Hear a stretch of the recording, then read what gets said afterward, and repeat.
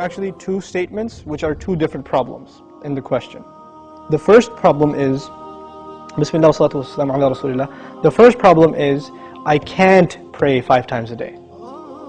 I can't do it. Now, I don't believe you. Whoever said I can't do it, I don't believe you. You know why? Because I believe Allah. And now I didn't say I believe in Allah. I said I believe Allah. There's a difference, right? I believe in Allah means I believe Allah exists. I believe in Him.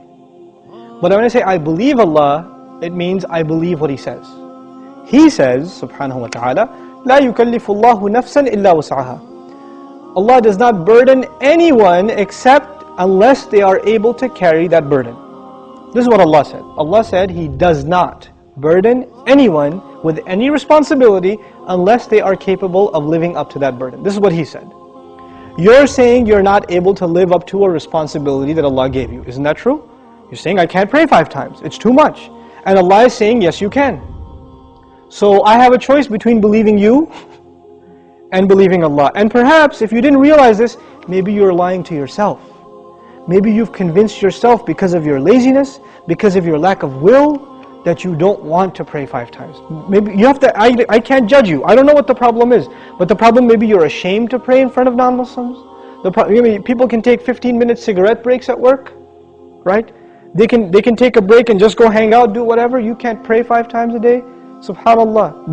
In this part of the world, where when I used to work in New York City, I would see Muslims praying all over the place. In the middle of 5th Avenue, on the curb, the guy is making salah because it's time.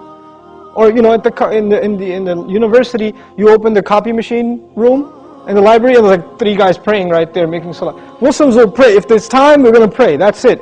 So that's the first thing. Allah said you can. If Allah gave this burden upon you, and He did in fact, then you can. Convince yourself of that. And rely on Allah, He'll make it easy for you. The second question is, does He really care? Does He even care if I pray or not? Now this question is actually more about, does He need my prayer or not? You're forgetting that the prayer isn't for Allah. It's for you. It's not for Allah. If all the people in the world, all they did with their life was pray to Allah, it would not make Him any richer. It wouldn't add to His kingdom because He already owns all of kingdom. And if no one mentioned Allah ever again, it doesn't diminish His dominion, His kingdom, His glory in any way. He doesn't need us. We need Him. We need Him. So the question is, do you feel like you need to pray? Do you feel like that's a need in your life? And if it's not, if you feel you're free of, begging Allah for His help, turning to Allah and submitting before His commandments, then that's a serious problem with your faith. It's become weak, and this question only came up because you've been distanced from Allah for so long that shaitan can come to you and say, yeah, I know you used to feel bad about not praying, let's just get rid of that bad feeling and replace it with, well, why do I have to pray anyway? That's the next phase of that disease. The first part was, at least it was diagnosed, but at least you had some bad feeling. Guilt was still there. That's a gift from Allah. When that guilt even goes away and you say, Allah doesn't need my prayer, it's all good. So long as I'm doing good. And that's the last part I want to talk about, this so long as I'm doing good part. Who defines what's good? There are 2 kinds of good in this world. Please remember this, okay? There are 2 kinds of good. There's ethical good. I'm good to my neighbor. I'm honest at work. I'm nice to people. I don't steal. I don't cheat. These are ethics, basic ethics, right? That everybody, I tell the truth. I'm honest. I pay my taxes, blah, blah, blah. These are ethical truths, okay? And I'm honest in business. Then there are religious goods. I go to Hajj. I give zakat. I pray 5 times a day. I fast in the month of Ramadan. These aren't ethical realities. These are religious goods. Good deeds that are religious and good deeds that are ethical, moral in nature. What happens a lot of times with Muslims and with non-Muslims, especially it happens with Muslims, is that we make a distinction between these 2 things. So in the Muslim world, you will find people that are morally good. They're nice to their family, they take care of their kids, they're responsible in the household, they're nice to their neighbors, they're honest at work. Good people, but guess what? No religion. I don't need religion to be good, is what they say. And on the other extreme, you have people that pray, go to Hajj, give zakah, have a long beard, dress in a very religious garment, and yet terrible to their family, cheating people in business, highly immoral and unethical. So what's happened is we have separated the 2 dimensions of goodness. Moral goodness, ethical goodness, and religious goodness. What Allah does in the Quran is, fuses them together in the ayah. This one ayah is called Ayatul Bir, the ayah of goodness. What does it mean to be good? If you study that ayah, it is a combination of two things. It's a combination of ethical principles like fulfilling your promises, being patient, perseverant, and also religious goodness, establishing the prayer, giving the zakah, right? So it's a combination of both of those things in one place.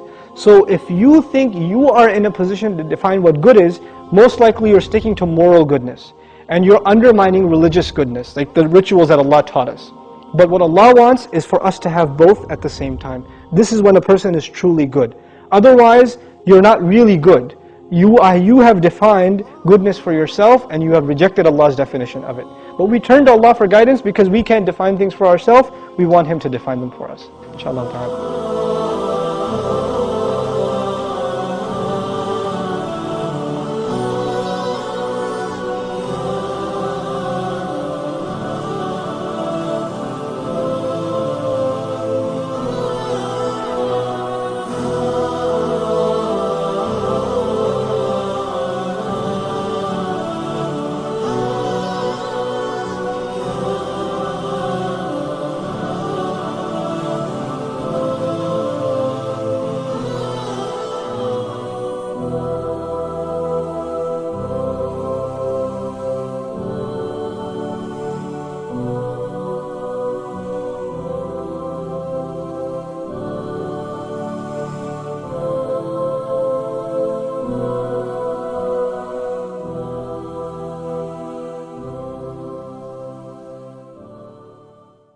يا أيتها النفس المطمئنة ارجعي إلى ربك راضية مرضية فادخلي في عبادي فادخلي